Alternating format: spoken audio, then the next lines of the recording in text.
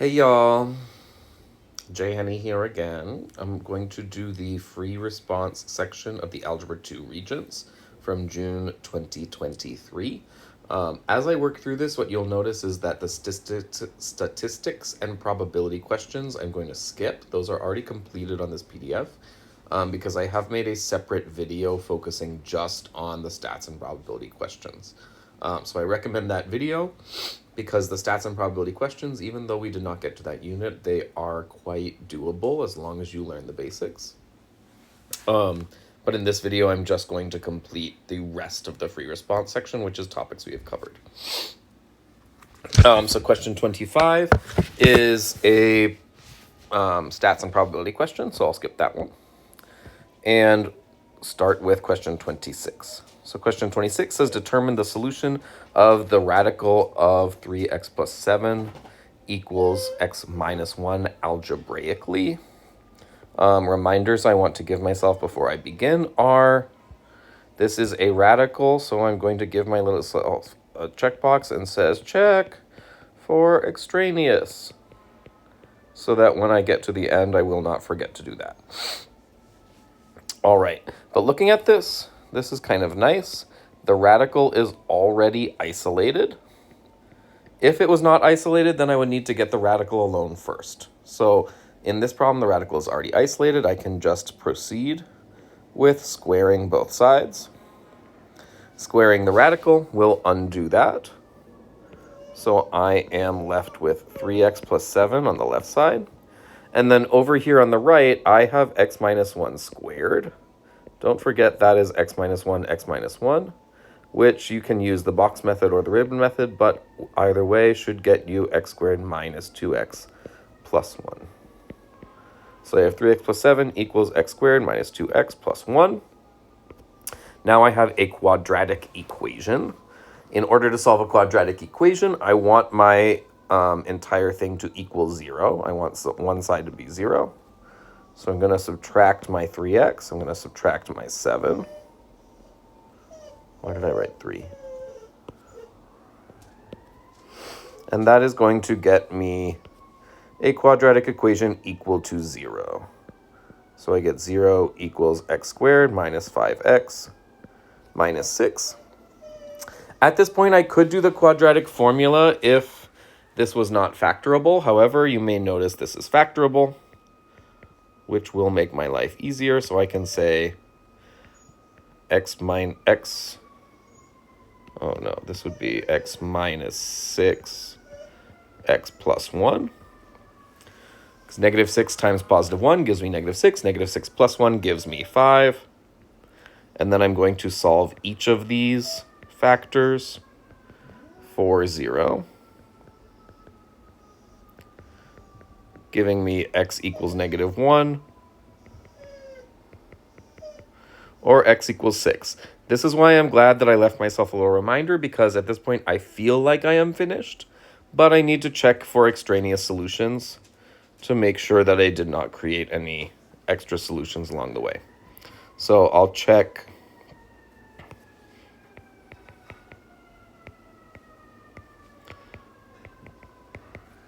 x equals 6 first. It is okay if you do the majority of this in your calculator, but you want to show what you did in your calculator. On your paper, so that you receive the credit for it. So I have the square root of 3 times 6 minus 7, or no, plus 7.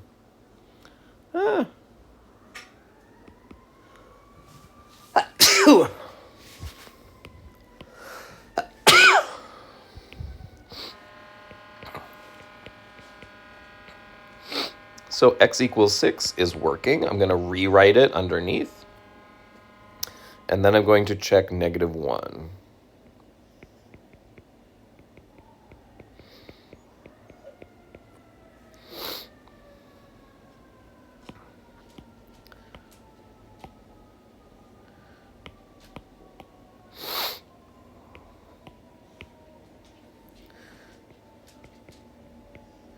This is not true.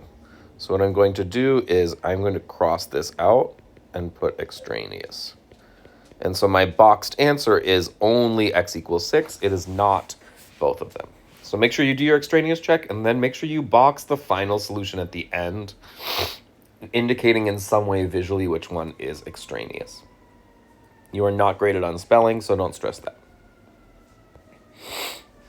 27. The population of bacteria, P of t, in hundreds after t hours can be modeled by the function P of t equals 37 e to the power of 0.0532 t. Determine whether the population is increasing or decreasing over time. Explain your reasoning. So increasing or decreasing, I could just graph this.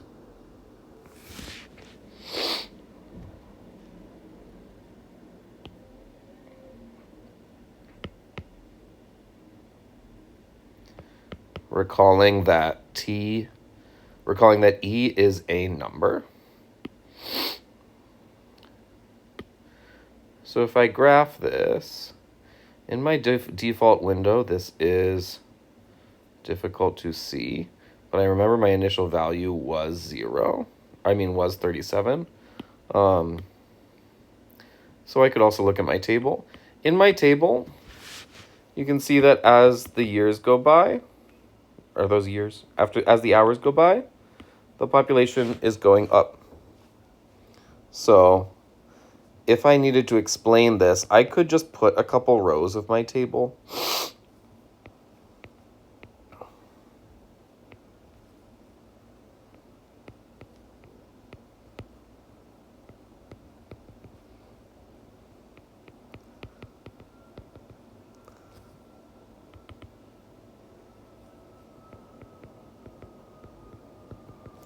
And say the population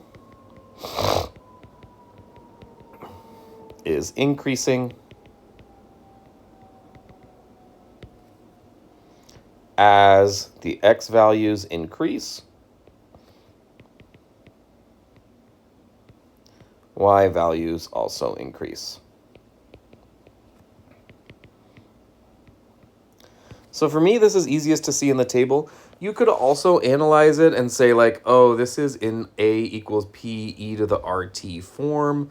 My rate is a positive number, therefore it's increasing. However, rate can get a little tricky with continuous compounding functions. We forget that we don't have the one.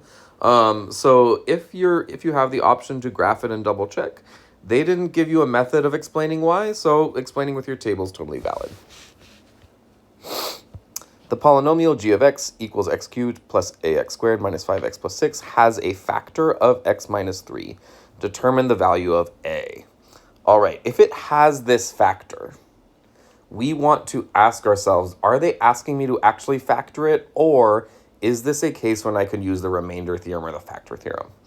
They're not telling me I need to factor it. They just tell me I need to figure out a. So if we know this is a factor, then by the remainder theorem, we know that g of positive 3, right? I have to take that negative 3, swap the sign, must equal 0. If x minus 3 is a factor, then g of 3 must equal 0. Therefore, 3 cubed plus a times 3 squared minus 5 times 3 plus 6 must equal 0. Notice how now when I have substituted all my x's for 3 and set it equal to 0, I have an equation that only has a in it, and now I can solve for a. So 27 plus 9a minus 15 plus 6 equals 0.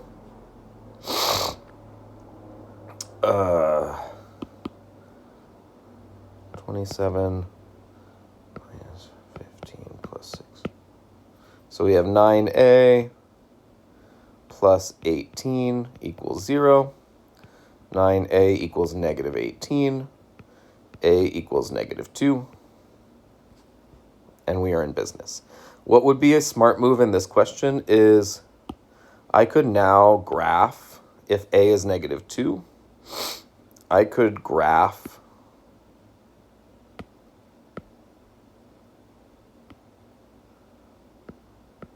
the entire function.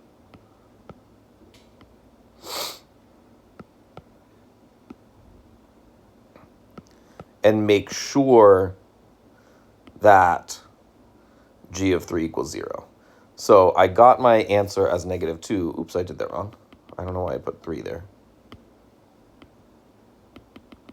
It should be we got -2. -2. All right. So if a is -2, now if I go to my table, g of 3 is 0. Great, that's a nice way of checking my work. I know I was good to go. So this did not say the words remainder theorem, but this is best solved with the remainder theorem. Write a recursive formula for the sequence 189, 63, 21, and 7. All right, recursive means I want to say what my first term is, and then I want to describe each term in terms of the term that came before it. All right, so recursive, I always need these pieces. My first term is 189. Easy. Now I need to figure out what's happening each time. What I see is that this is decreasing, but it looks like it's not decreasing by the common difference, so there's probably a common ratio. I'm going to divide going backwards to see what that might be. So 63 divided by 189 is 1/3. 21 divided by 63 is also 1/3. So I found that my common ratio is 1/3. So the way I want to write this recursively is my first term is 189. Each term is 1/3 of the previous term. Oops, I messed up. Each term is 1/3 of the previous term. So if the pink value means any term, the green means the term before it. I take the term before it, I multiply it by 1/3, I get the next term. Solve algebraically for x to the nearest thousandth. So I see that my x is in the power, which means I'm going to need to use logs. That means I want to isolate my base. My base is e. So I first want to isolate that. So I have e to the 0.59x equals 7.5. And now I am going to do my logs. So I have a base of e. That means I can use natural log.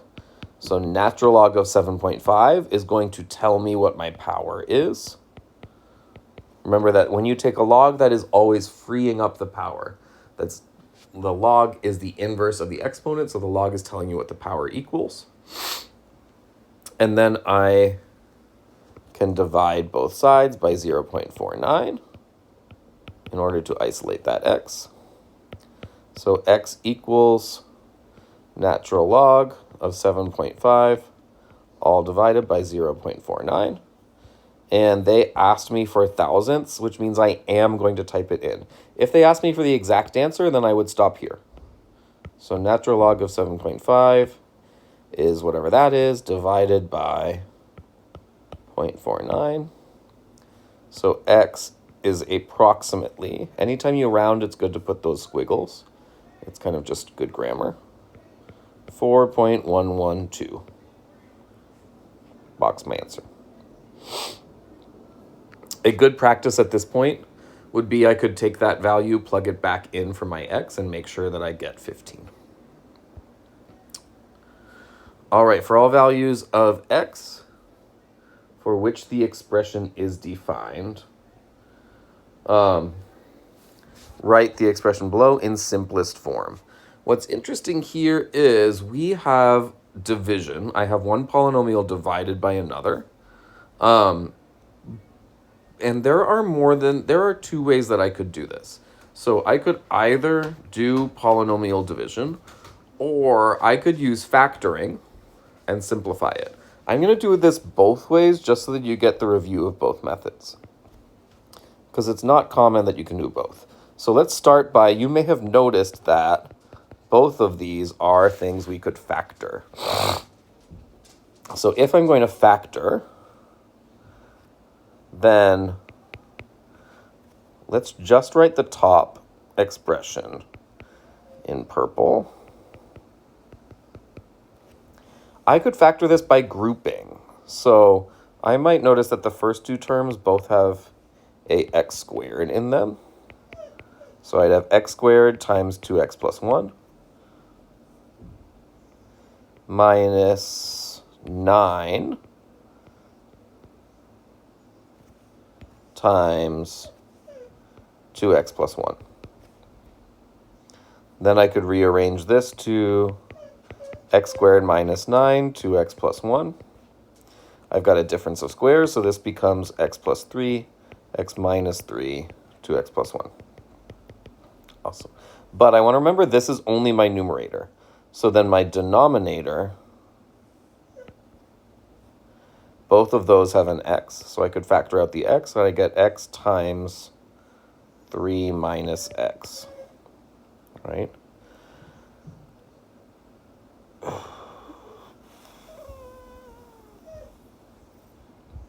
I'm going to do this a different way.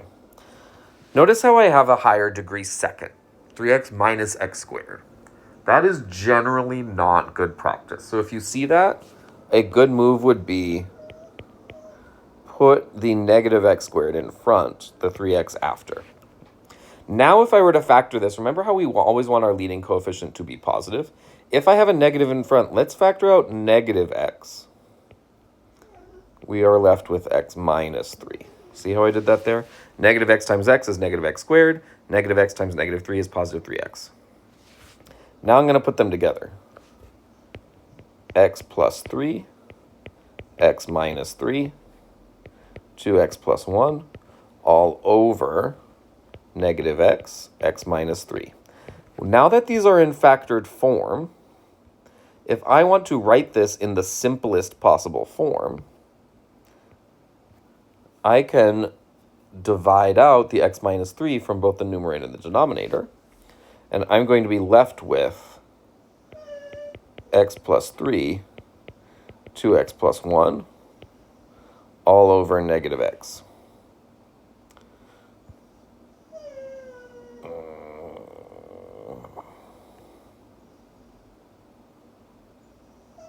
Let's pause there and see what happens when we do our polynomial division.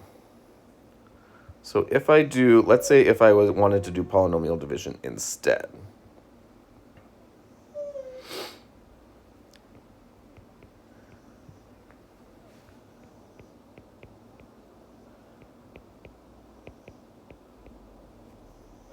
I'm going to do the same thing here where I'm going to put the leading term first, okay? So I'm going to ask myself, how many times does negative x squared go into 2x cubed? Negative x squared, 2x cubed divided by negative x squared would be negative 2x. So I'm going to say this. So I have negative 2x. That would give me 2x cubed minus 6x squared. I'm going to subtract these. I'm going to get 7x squared. And then bring down the rest. Negative 2x squared, negative 2x going into 7x squared. Oh, this is messy.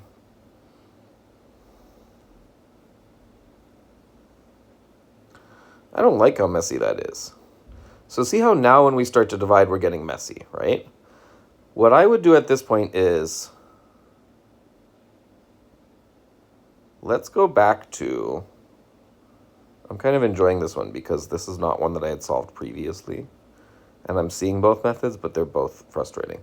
Let's go back here. If we factored it first, 7 divided by negative 2 is giving us a decimal. I don't like that in polynomial division. That immediately is, it's not impossible, but that's getting messy. So what I would do here is I'm going to go back to my factored form. I am going to distribute the numerator.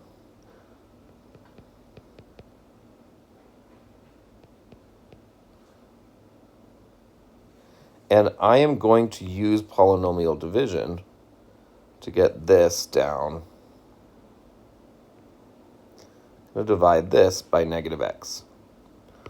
So 2x squared divided by negative x, that's going to be negative 2x, right? So that's going to give us 2x squared plus 2x. If I subtract here, then I get 5x plus 3. So now I have 5x divided by negative x is negative 5. Negative 5 times negative x is 5x plus 5. Subtract this, I get a remainder of negative 2. So if I'm now going to write this as a quotient and a remainder, I have negative 2x minus 5 minus 2 over negative x, or plus 2 over x, right? All right, so I went back to my factored form, I picked it up, I did my division. Now let me come back here and see if I can figure out my mistake. My mistake was, I was trying to do 7 divided by 2, and that was wrong. I should have been doing 7 divided by negative x squared. So 7x squared divided by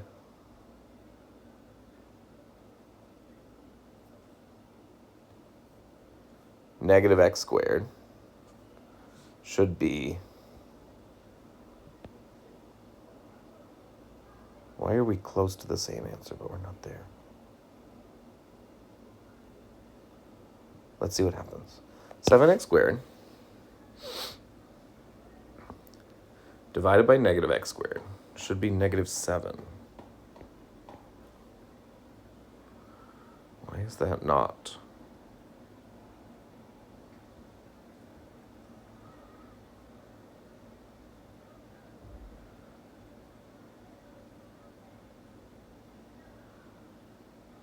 Why did we have negative 5?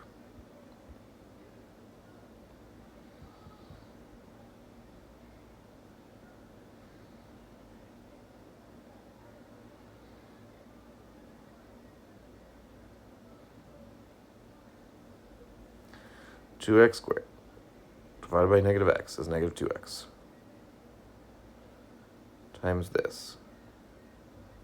It's 2x cubed minus 6x squared. X squared minus negative 6 is 7. 7 divided by this is 5.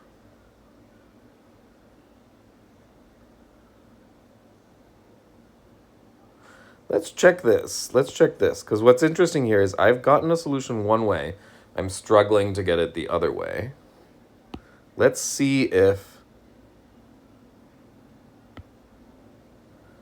my solutions are equivalent.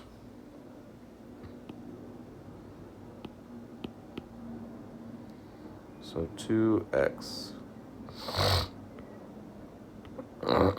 cubed plus x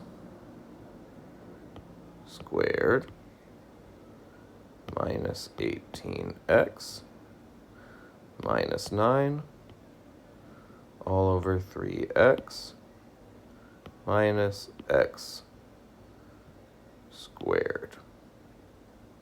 Okay, and then let's compare that to negative 2x minus 5 plus 2 divided by x. I don't like that.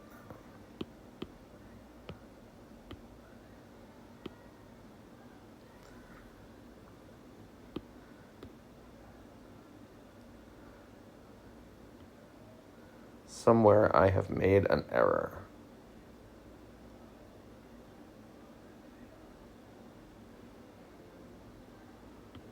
Because these are not equivalent.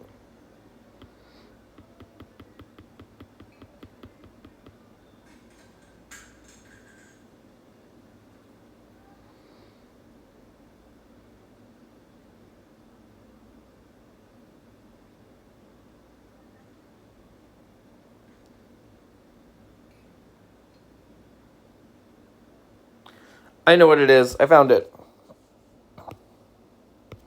All right. When I did negative 5 times negative x, that gives us 5x. Okay, this division was wrong. Let's redo this.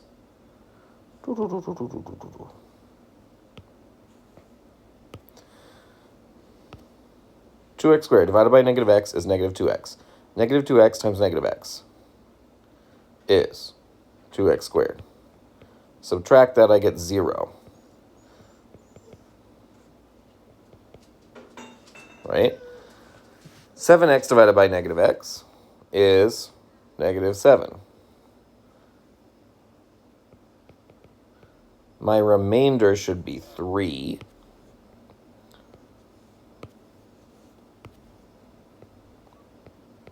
Let's see if that fixes things.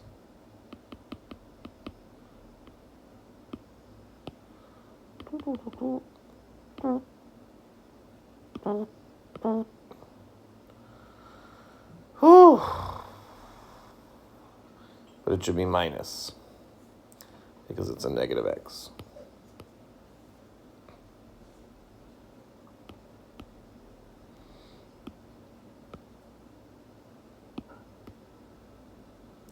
There we go. All right, so we caught it. This is a good example of why to do things multiple ways. Like I'm sitting here messing this up with my polynomial division. Okay, so I messed up my polynomial division. It should have been negative 7 and minus 3 over x. That's correct. So then over here, that should work for us. So we have negative 7. So far we're matching.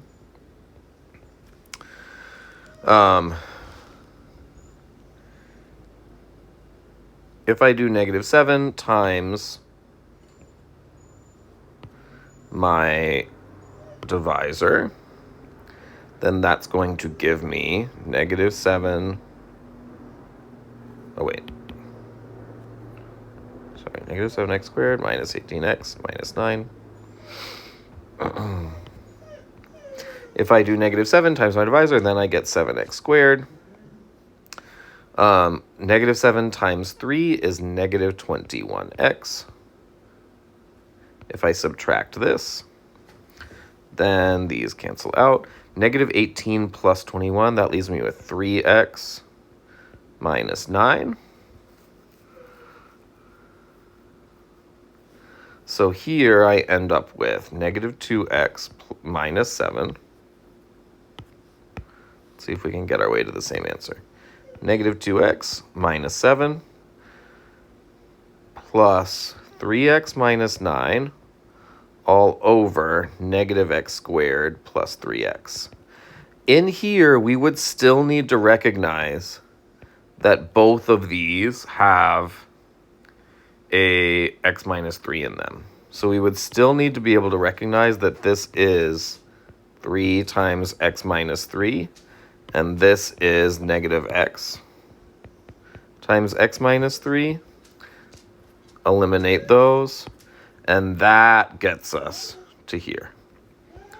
So overall, what I would point out here is this question. This is a pretty advanced question because it's not asking you to do something like this. Uses various skills. I would say if you recognize the factoring in here and you can factor it successfully, that's going to get you a large amount of credit. Like factoring it, eliminating that, like getting here is probably, I haven't looked at this rubric, but getting there is probably a good amount of points. And whether you can re-express it using polynomial division is also more. But I think this is a good example of why to attempt things with as many methods as you can. If you are stuck on something. In the stats video. All right, Patricia, this is our bread and butter. Patricia creates a cubic polynomial. Cubic means degree of 3 with a leading coefficient of 1. The zeros of the function are 2, 3, and negative 6. Write an equation for p of x. All right, if they say write an equation, they tell us the zeros. They did not say that we had to do standard form. So what I'm going to do is I'm going to start easy. Like if I know my zeros, then I can say if one of the zeros is 2, one of my factors is x minus 2. If a 0 is 3, one of my factors is x minus 3. If there's a 0 at 6, negative 6, my factor is x plus 6. And then looking at this, if it's a cubic polynomial and a leading coefficient of 1, that makes sense. Because if I distributed this out, I would get 1x cubed plus blah, blah, blah, blah, blah, blah, blah, blah, blah, blah. But they did not say I had to write it in standard form. They just said write an equation. That means I can pick whatever form is easiest for me. Now they're saying sketch it. So I'm going to draw my zeros. None of them have a multiplicity of 2. So I have no bounces because it's just a cubic. I have 3 zeros, third degree. It's going to cross every time. I'm going to label these. It's okay if they're not perfectly to scale as long as I label them. And then if I know this is 1x to the third dot dot dot, that means my end behavior is going to be, I have a positive leading coefficient and an odd degree. So then I can sketch it accordingly. Make sure I'm only sketching through the zeros they provided. Key here is it's possible in this question to do way more work than you need to. Make sure that you are reading precisely what they ask for and then only doing what's required. Also in the probability video. Algebraically solve the system. Awesome. So we have a system in our second equation. Y is isolated. What I'm going to do immediately is I'm going to substitute my y with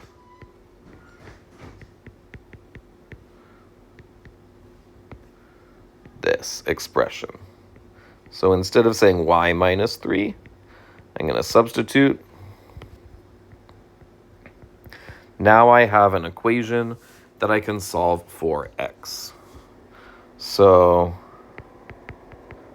I'm going to write this out like nice and expanded first so that I don't mess things up.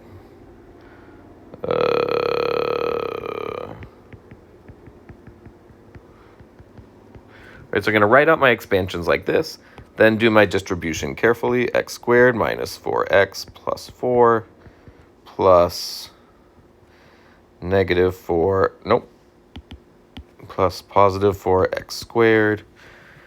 Negative 8 is minus 16x plus 16 equals 20. I'm going to combine my like terms, 5x squared minus 20x plus 20 equals 20.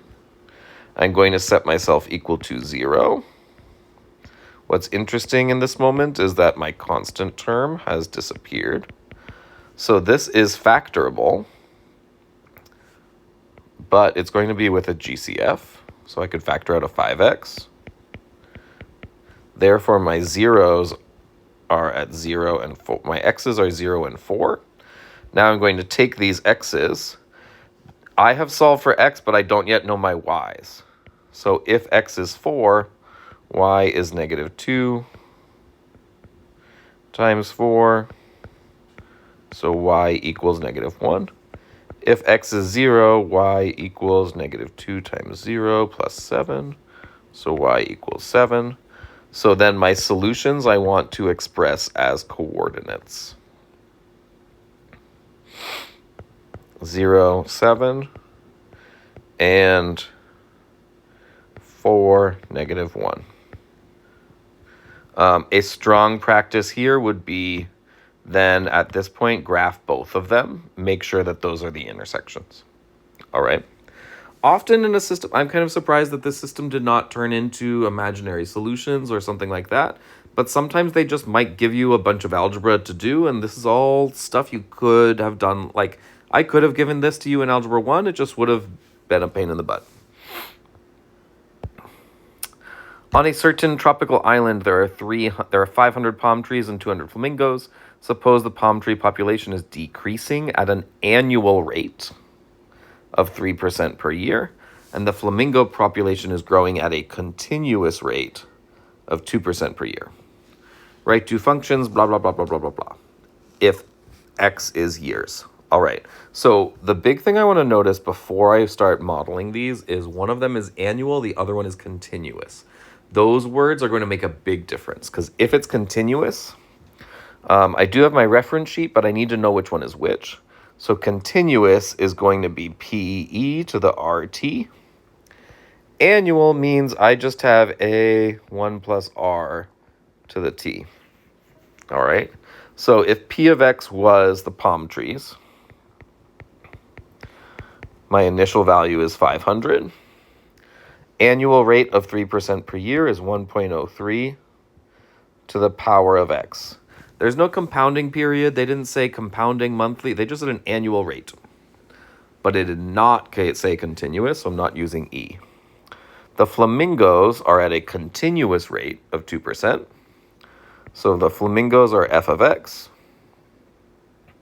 We started with 200, e to the power of 0.02 x. So during the modeling phase, you want to be very careful to use the correct kind of like modeling setup. Sometimes they'll give you one of each. Then they say state the solution to the equation p of x equals f of x rounded to the nearest year. Interpret the meaning of the value. All right. So since both of these are exponential, it is possible to use logs, but that is logs that you will learn in pre-calculus. We have only learned logs if you have, like we are looking for when this happens.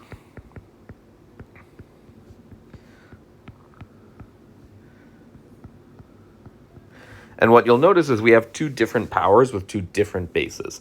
That requires logs you have not yet learned. But they said state the solution, and we know that solutions happen when two things intersect. So what I can do is I can graph these and then see what I can get out of my grapher, because they did not say algebraically determine the solution. So that's a really good thing to watch out for. If they say algebraically determine, that means you need to be doing rows of algebra, you need to be doing logarithms, you need to be doing calculations. If they just say state, then that is a hint that they might not expect you to do it algebraically.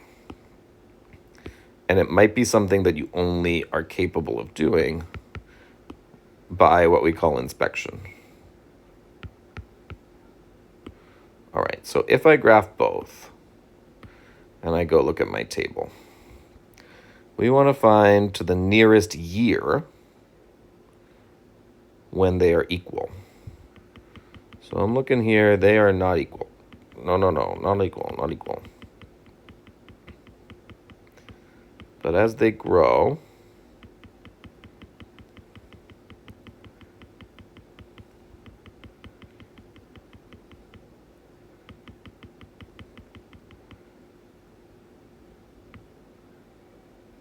maybe I went too fast and started 0. There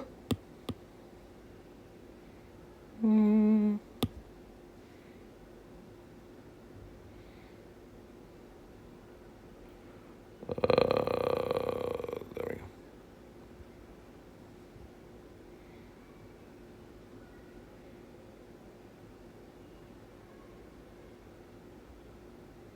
What did I do?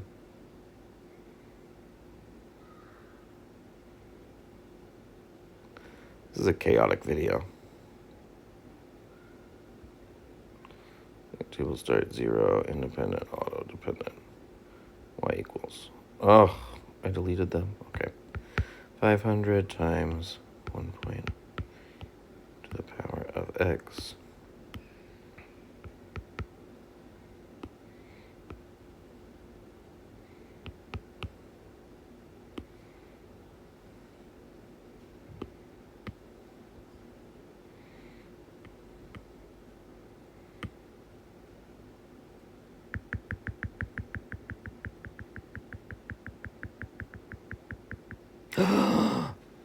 I found my error.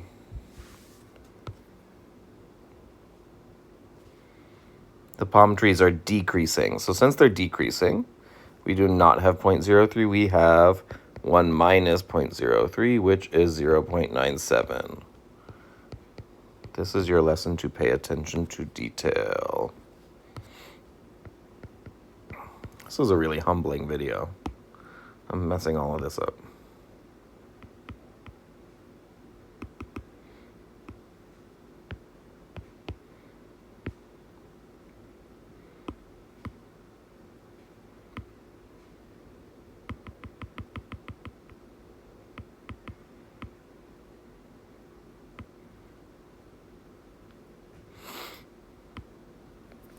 year 18.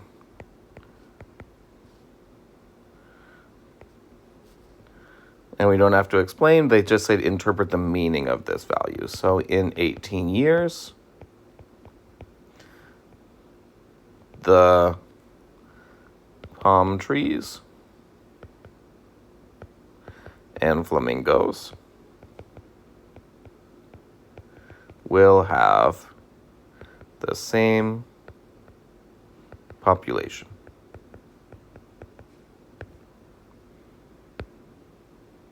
Done. All right, last one. Let's finish strong. I see a trig function. So the volume of an average lung during breathing can be modeled by the graph below. Using the graph, write an equation. And they told us that it is sine. So if I'm writing an equation, what I want to do is I want to draw my midline. And then it might even help to draw my maximum and to draw my minimum.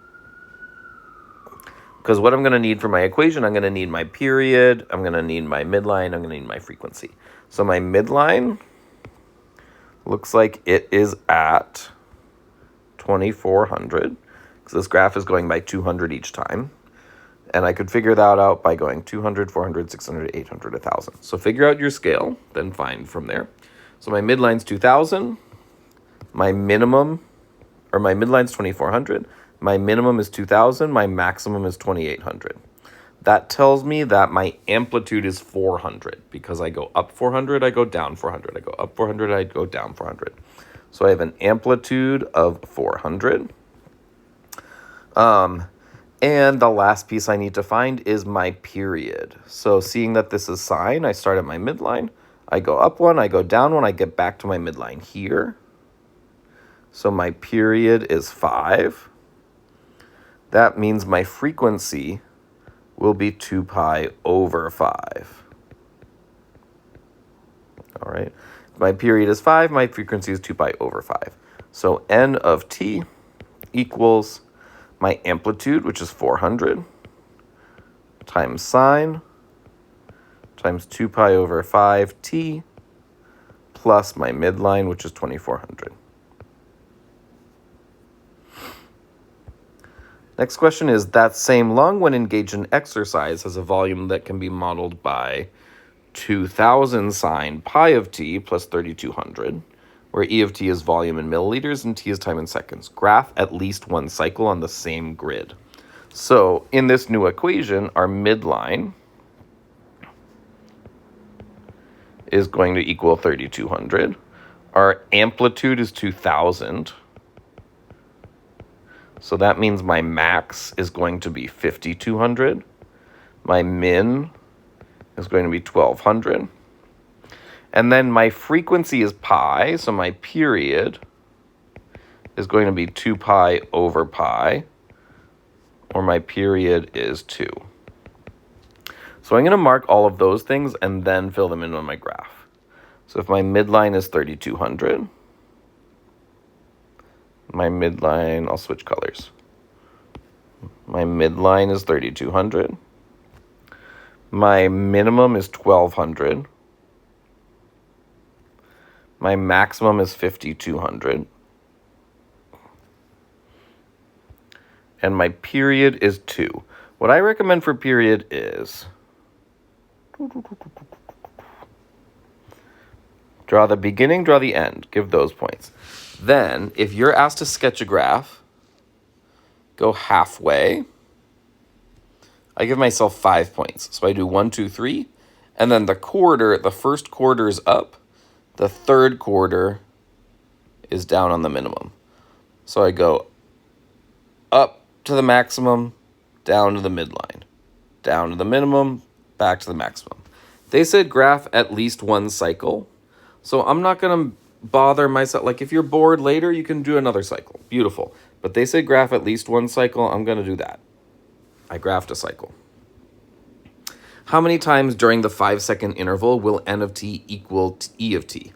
All right, for this, then maybe I will need to continue graphing or at least think it through. So in the first 2 seconds, they intersect twice. That means that by 4 seconds, they will intersect 2 more times.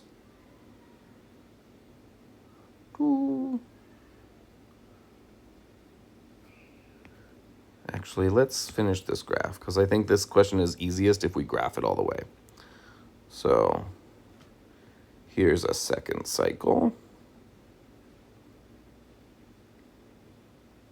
Doot, doot, doot, doot. And then a third cycle. I think my calculator keeps disappearing because I didn't pay for it. All right, so I've graphed the 5 seconds. There are a total of 4 intersections.